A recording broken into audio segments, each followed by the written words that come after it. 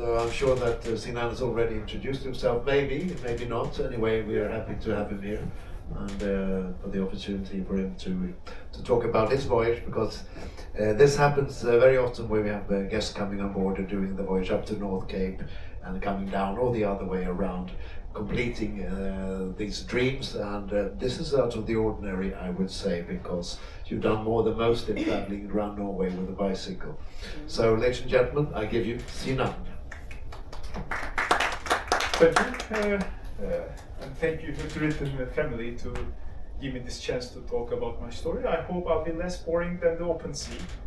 And, I'll be talking about my last 3 winters in Norway that I cycled through. And this winter cycling thing started 4 years ago. My first winter cycling journey was from Denmark all the way to the Arctic Circle in Jokkmokk. It was cold and a bit boring, I would say, because Sweden is just forest and forest. Nice birch trees, yellow pines, but that's all. And after I was able to cycle all the way to Arctic Circle, I thought to myself, I need a bigger challenge. So next year, I cycled from Tromsø, which we'll be visiting tonight, all the way to Nordkapp. This is around 700 kilometers, and I was able to cycle it in 6 days.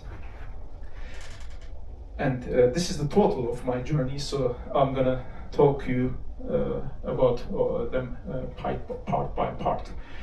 But I wanna warn you that I'm obviously not Norwegian. I'm from Istanbul, and a tourist like you guys. But I've been very obsessed about Norway for the last 3 years.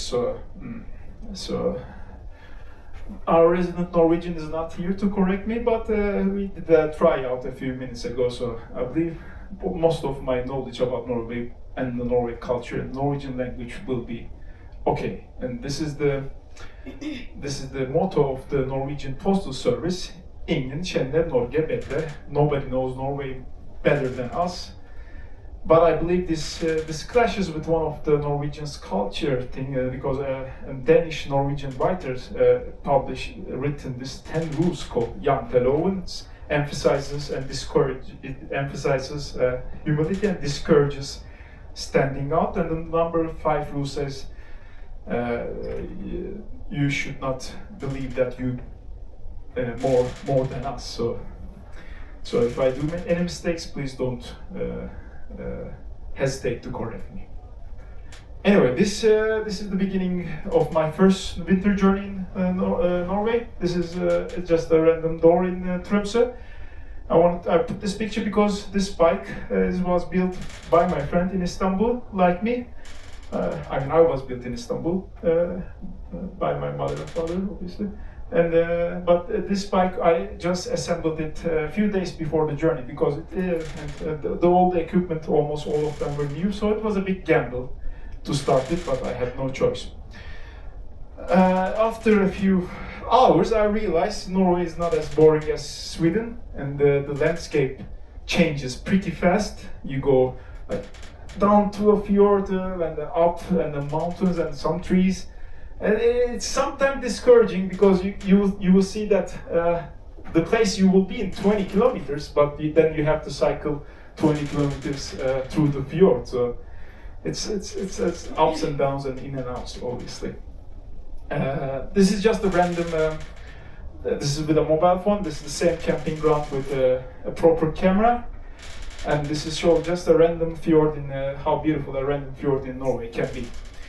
And while I was staying here at night, you could hear the orcas puffing all night long, but it was dark, so I couldn't be able to see them, obviously.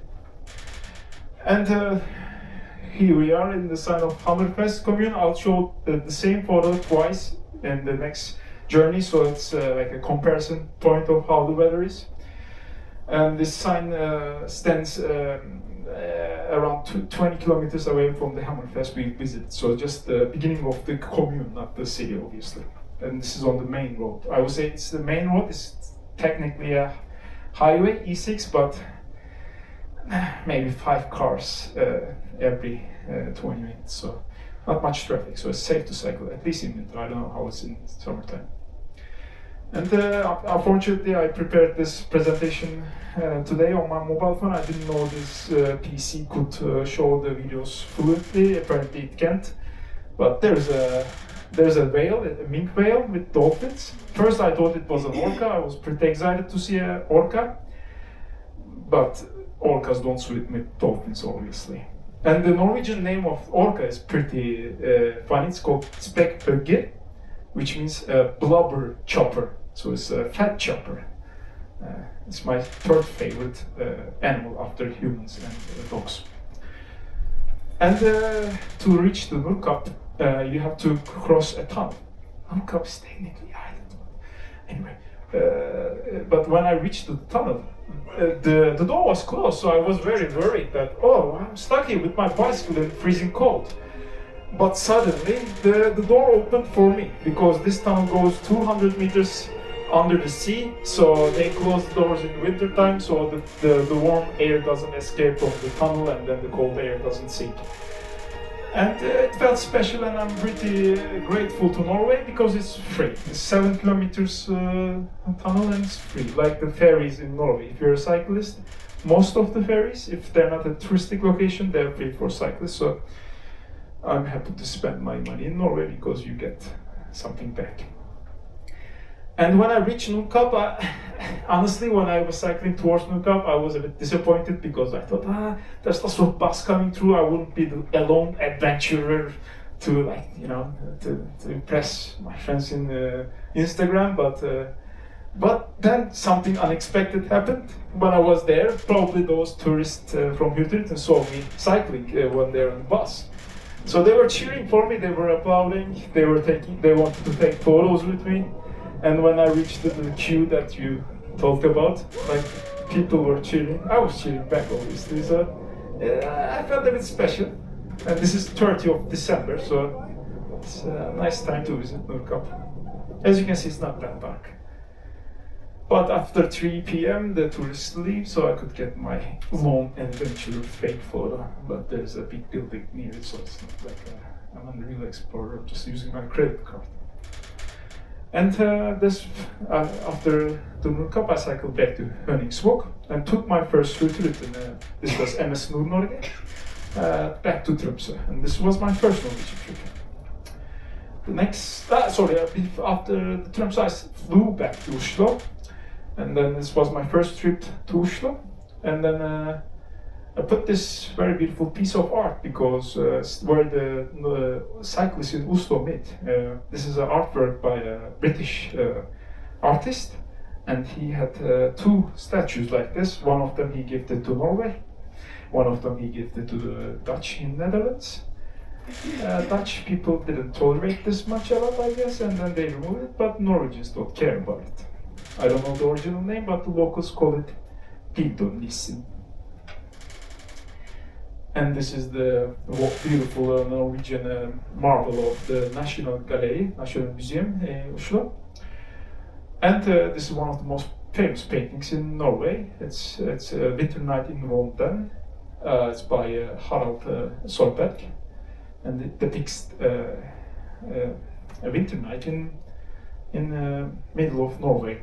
It's not North Norway, but looks like it. So after experiencing all those nights in mountains, I believe this is a very nice depiction of Norwegian landscape in winter. Next year, December, after my Norwegian exam, right around here, I cycled all the way to here, Haugesund, and then all the way to Trondheim. Then this missing part is covered by this ship, Kong Harald. I board on Kong Harald and took Harald all the way to Stamsund. And now I will talk about this, my second journey. I hope you guys are having fun.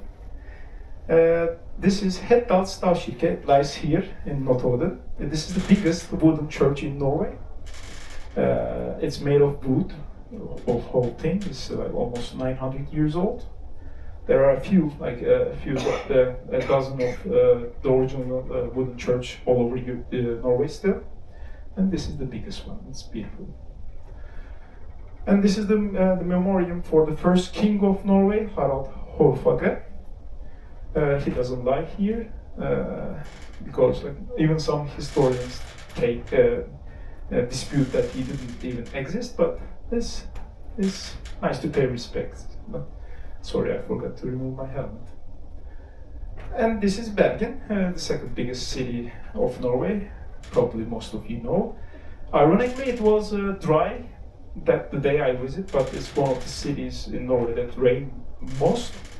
And there's a song about Bergen by a very famous Norwegian group called Kunsten og Ludvigsen from end of the 70s and early 80s. And in that song it says, "Vått og glatt og breiflatt overalt."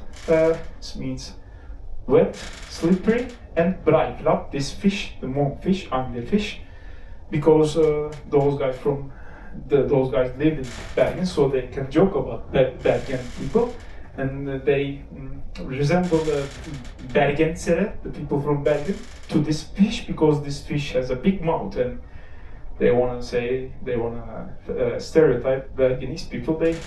They talk a lot. I don't know if they do, but that's the joke.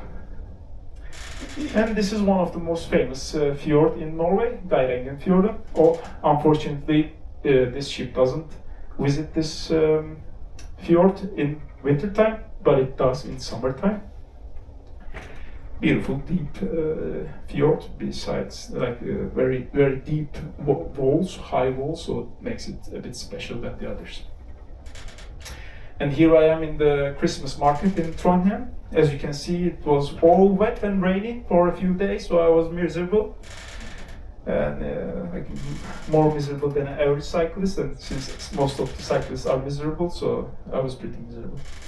But Kong Harald came to save me, and I was able to travel all the way, cold places to Stamsund. That night, I want to mention this beautiful lady. I met her on Kong Harald last year, 20th of December. We were about to disembark in Bodø, and I was just sitting there, a bit sjøsick, a bit drowsy from the sea. And she came, and then we started to chat. I was very eager to speak Norwegian, obviously, and we are still friends till this day. We are pen friends. After I lost my all four grandparents, I realized I'm missing and wise and all forgiving and. My mother, she's old, but not that old, so she's my new Norwegian grandmother, and I'm very grateful that she calls me my Turkish grandson. Then I got off Hurtigruten in Stamsund at 8 o'clock in the evening. I was planning to go cycle all the way to Rene, which is a very beautiful place in Lofoten, the last big city in south, and it's supposed to take me to midnight. So I was a little worried about that long and darker night. But then my strongest Nordlys experience happened. So I was in the campground in 3 in the morning. So it took me 3 hours to take photos and videos, like fooling around, just admiring as a boy from Istanbul, something that I had never seen before. And this is, I cheated a bit with Hurtigruten, so I wanted to, a little bit salvation, so I decided to cycle all the way to the tip of the Lofoten chain islands. I'll take each video, maybe even better than me at this word, but it's ironically, it's not suiting to call O, because O, the whole town is called O, just one letter, because O is the last letter in Norwegian alphabet, and it suits because it's the tip of the chain islands. And as you can see, the roads are still empty, and so I was able to fool around in the roads with a little bit long exposure, like some northern lights here, Jupiter here, just random beautiful Norwegian mountains. And this pink I first experienced in Sweden. This is, I believe, what only happens in Arctic. It's a very nice think I mean, it's through a camera and this screen, so you cannot experience, but it's something to be grateful if you see it with your own eyes.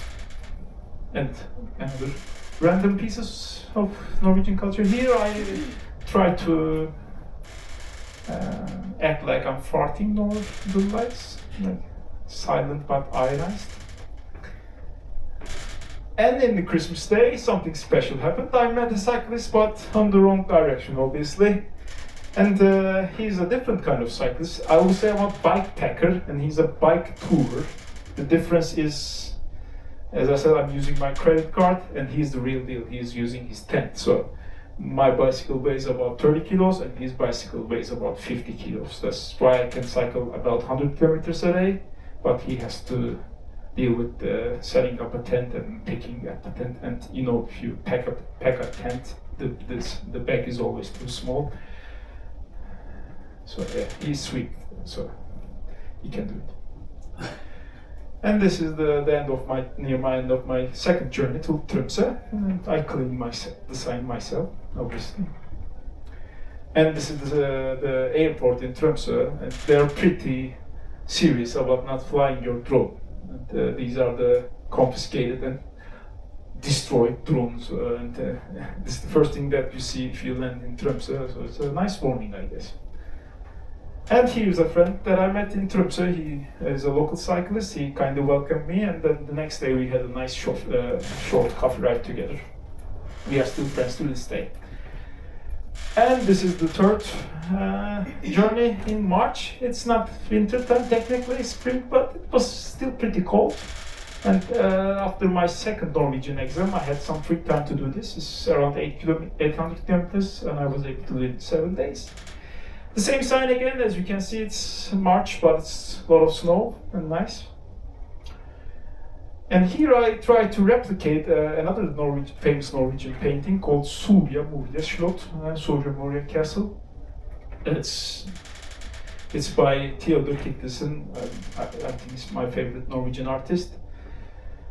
It's made to fit a Norwegian folk tale, and you can buy the book there. In English, I saw it. So Theodor Kittelsen painted lots of illustrations for this book by Asbjørnsen and Moe, who are two Norwegians collected folk tales around Norway in late 1800s. And here's my daily routine with a snow truck. I owe these guys a lot because they work in Christmas, they work in New Year's Day, so I was able to cycle those roads thanks to them, obviously. And with this photo, I want to emphasize how Norway puts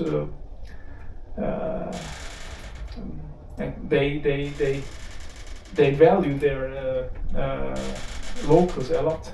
In this sign, the first language is Sami, and the second language is the bokmål,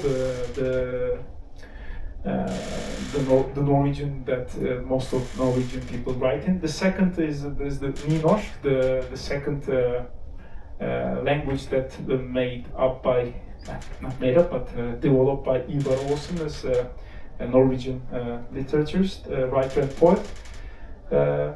And the third one is in Finnish, because this is on the border between Finland and Norway. And during that journey, I was pretty lucky because in that time period happened the Finnmarksløpet, one of the longest and hardest dog sledding races in the world. The longest stage is 1,200 kilometers, and then the mushers supposed to do it in almost a week. And I was able to cheer them up on the road. They were alone like me. And then I made it to Skipnes. In this journey, I didn't use Hurtigruten as a passenger, but I used it as a cargo ship because I give my cycling luggage from Tromsø, and I get it back safely from Skipnes. Oh, I think I'm getting a bit seasick. Yeah, this can get really exciting soon, maybe if I throw water. And this is what I did this year. I only thing that left was the missing roads here in Inlandet. And as I said, I cheated last year with the Hurtigruten, but I was missing this part and this part. So I started my journey in the southernmost lighthouse in Norway. It's called Lindesnes Lighthouse. It's a bit short one because it stands in a big hill near the sea, so it doesn't have to be tall. This is a foreshadowing because the northernmost lighthouse is tall. And this sign is just a few hundred meters from the lighthouse, and it gives me a good challenge. See, it has two names on it, the Nurkat. I don't even care how far it is, but Skjetnes 4 had the bigger number, so I took it as a challenge. Here I'm visiting Kardemomme B. It's in Kristiansand. There's a big zoo called the Zoo. Dire Park means zoo, and Dire Parken is the zoo in Norwegian. And the theme of this region is after a very famous book in Norway. It's a children's book, but it's deep and full of motives. I'm not going to spoil it, but it's about a town named Kardemomme, which is a surprise. And he realized the law of the Kardemomme says maybe German speakers around, if you have any ideas, because Norwegian is a Germanic language as well, says man skal ikke plage andre, one should not bother others, man skal være grei og snill, one should be nice and friendly, og for øvrig man kan gjøre hva man vil, and otherwise otherwise they can do whatever they want. Yeah. And the second day my trousers get demolished after riding them on top of them for 4,000 kilometers. So for the rest of the journey, in my jacket and my trousers are different color. He's a friend of mine from Oslo. We ride 2 days together. And I want to talk about what do I eat on my journey. This is kviklunsj. It's one of it's not just a chocolate, it's a part of Norwegian culture. It started to be produced in Oslo, still produced in Oslo, in Rødløkka, middle of the city, in 1936. Just 1 year after that chocolate that should not be named in Norway, it looks like this. It's made by a big corporation, start with N, Nestle, I believe. And it's red in package, but I forgot the name of it. And this one is not in holes for taste fingers, but it also have 9 very valuable life lessons in it. It has 9 mountaineering laws in it, and maybe my favorite one is says "Ingen skam å snu." There is no shame to return. So you know that if it gets dangerous, you have to return. It's okay to return. But this doesn't taste very good when it's cold, because at least in my opinion, it has this biscuit inside, and the biscuit is too hard when it's -0, and it smashes. This one is pretty good for touring because it has a marshmallow inside, so no matter how you pack it, it's still in one piece, and the chocolate inside is thin, so it doesn't freeze like kviklunsj. All of them are good, but very good. Yeah. Who wants the kviklunsj? He's sleeping, so he's not getting. Very good. I think everybody's seasick today. Yeah. Nice. It's exciting to present you guys, so I cannot think about seasickness now. This is another stavkirke. It's called Ringebu stavkirke. It's old and beautiful, like Hetland, but not as big as Hetland. And this is the Innlandet fylke, which is the inland Norway. This place can be cold, but I like cold, no rain. And this part of Norway I like it all because it didn't rain. And this is the oldest and biggest stone church, the Nidaros Cathedral. It's in Trondheim. It's named after the river, Nidaros. And some people try to call Trondheim Nidaros with the old name, but there was a public voting, but Trondheim stuck. Same market again, as you can see, it's dry this time. Thankful. And I like to take my bike's photo every now and then. This was one of my hardest days because the wind was almost 100 kilometers per hour. And I was crossing a bridge in the morning.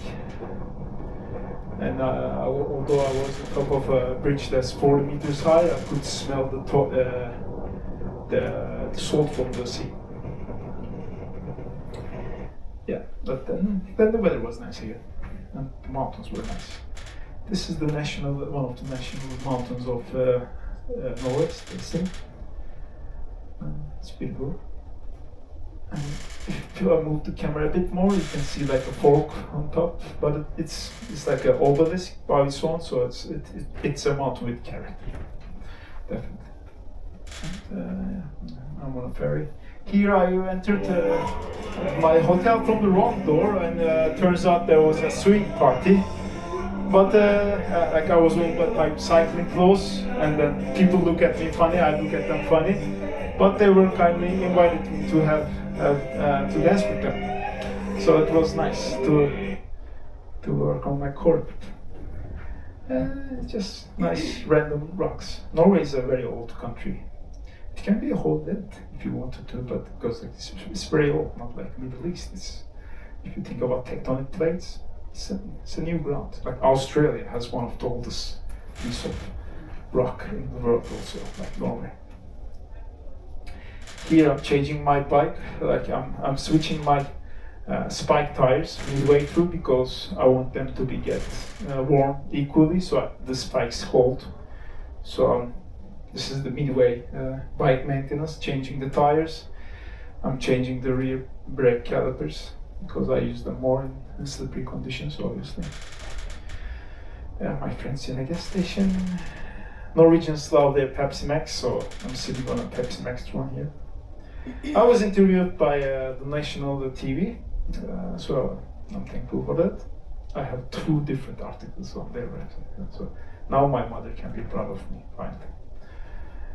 And this is the Alta Nordlis Cathedral. It's like my bicycle. It's covered with 3 millimeters of titanium all around. That's why there's the very nice sheen of yellowish metal color. So technically it has very low maintenance because titanium rusts, but it rusts transparent. So it's a nice metal to have a bike or a church. Again, the same site. Again, as you can see. It was the easiest year. You can even see the grass and the moss. This was close to my journey. At the end of my journey, this is something happens in Arctic again, like the thing that I show you in the Nordlis. This is called Pellemorski. It's the mother of pearl clouds. Something to do with freezing ice in the atmosphere. I don't know what the technical details, but it was beautiful. Here I am in the most northern dairy farm in Norway. Yeah, cows are great. And here's my last commune, the Gamvik commune, which the northernmost lighthouse in Norway lies. And the last day was a bit windy.